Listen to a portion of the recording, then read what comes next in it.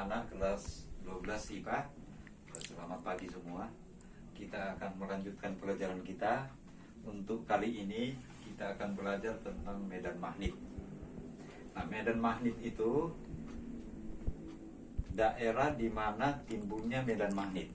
Ya, sekali lagi yang dimaksud dengan magnet ya, daerah di mana timbulnya medan magnet. Nah, ada beberapa hal yang menimbulkan medan magnet. Yang pertama, kuat arus. Ya, yang pertama kuat arus.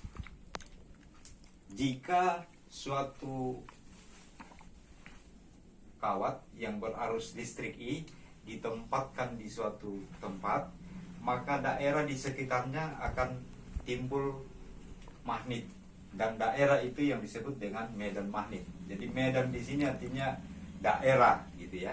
Jadi di sekitar kawat listrik ini, ya, yang berarus listrik ini terdapat medan magnet.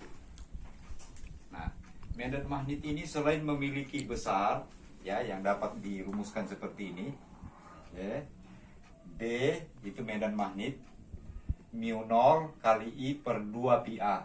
I itu adalah kuat arus, ya, besarnya kuat arus di sini seperti yang sudah kita pelajari, bisa 2 ampere atau 3 ampere dan berapa saja. Nah, kemudian A ini aja jarak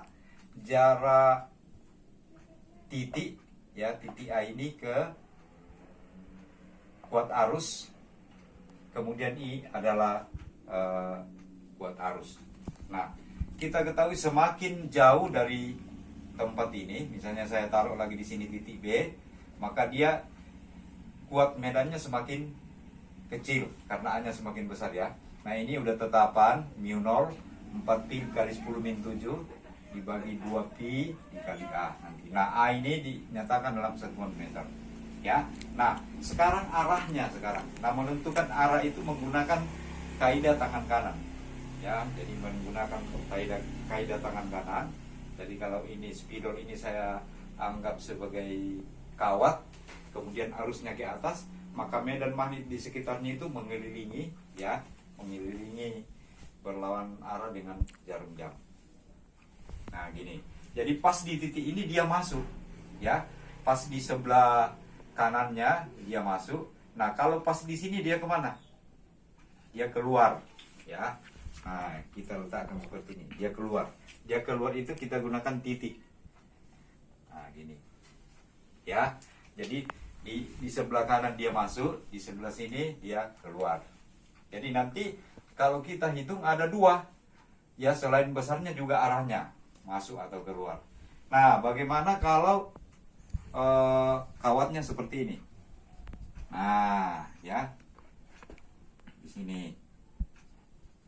Itu medan magnetnya kemana? Kita pakai tangan kanan gini. Nah, berarti ini jari saya yang 4 ini menunjuk kemana? Ke dalam. Ke dalam itu dikasih tanda cross. Tanda cross seperti itu, ya. Nah, bagian atas kemana? Keluar. Dikasih tanda dot. Jadi titik atau dot, ya. Jadi nanti kalau ngitung, yang sini masuk, keluar. Ya. Jadi yang paling penting dulu ini anak-anak di sini, kalian bisa menentukan arahnya, ya. Arahnya. Nah, bagaimana kalau misalnya saya ganti dulu, ya, saya hapus lagi. Misalnya ada 2 kawat. Ya, ini I1, yang ini I2. Nah, ya, I2. Titik di sini arahnya kemana? Nah, ini, ya, yang disebabkan oleh kawat 1 namanya B1 itu keluar. Titik ini namanya B1. Bagaimana dengan yang disebabkan oleh kawat 2? Keluar juga, namanya B2. Nah, jadi satu titik ini menimbulkan 2 medan magnet, dua-duanya keluar, sehingga nanti B totalnya itu sama dengan B1 ditambah B2. Nah, kalau titik yang diantaranya di sini, ya, saya bikin lagi gini, anak-anak. Nah, titiknya kita ambil di antara 2 kawat ini, I1 dan I2. B1 masuk kan, ini B1 masuk, B2 keluar. Nah, jadi B1 cross, B2 keluar dot. Nah, sehingga B totalnya sama dengan B total sama dengan B1 yang masuk dikurang B2 yang keluar. Nah gitu caranya. Jadi dihitung satu-satu. B1 dulu dihitung seperti tadi, mu0 kali I1 per 2 pi A1. Nah A1 itu jarak dari sini ke sini, A2 jarak dari kawat kedua ke titik. Nah andaikan kita ganti gambarnya lagi, kita ambil yang titik di sini. Nah ini B1, I1 I2. B1 kemana? Nah masuk. B2 juga masuk. Jadi B1 B total berarti sama dengan, ya masuk berarti cross ya. B total sama dengan B1 tambah B2. Nah, ya. Nih jadi perlu kalian ketahui dulu menentukan arah. Kalau tentang besarnya itu mudah sekali menghitungnya, gitu kan? Nah, kalau saya bikin arah arusnya seperti ini, satu ke atas, satu ke bawah gini. Nah, misalnya di sini, ini I1, ini I2. Nih, jadi B1 keluar, ini kan, karena ini jari jempol ini menunjukkan arah arus, ini menunjukkan B keluar, B1 keluar, B2 kemana? Nah ini jempol saya ke bawah, dia masuk dalam, ya. Jadi B1 keluar, B2 masuk, sehingga B total nanti sama dengan B1 kurang B2. Nah kalau titiknya di sini, B1 masuk, ini kan, B2 masuk juga.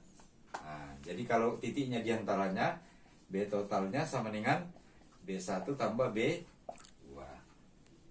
Nah kalau titiknya di sini, B1-nya keluar, emang masuk ya, B1 keluar, B2 keluar, B1 masuk, B2 keluar, B1 masuk,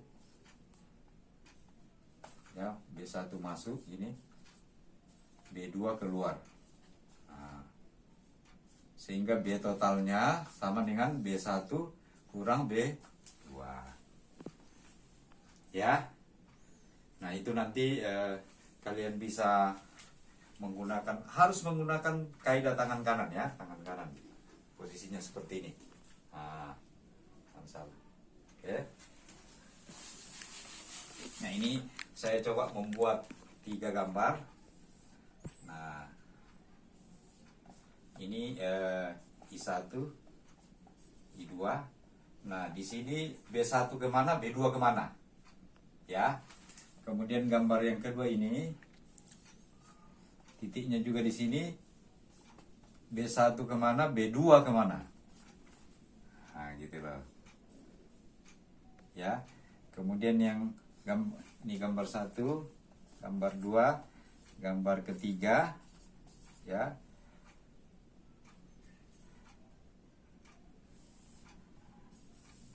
Seperti ini.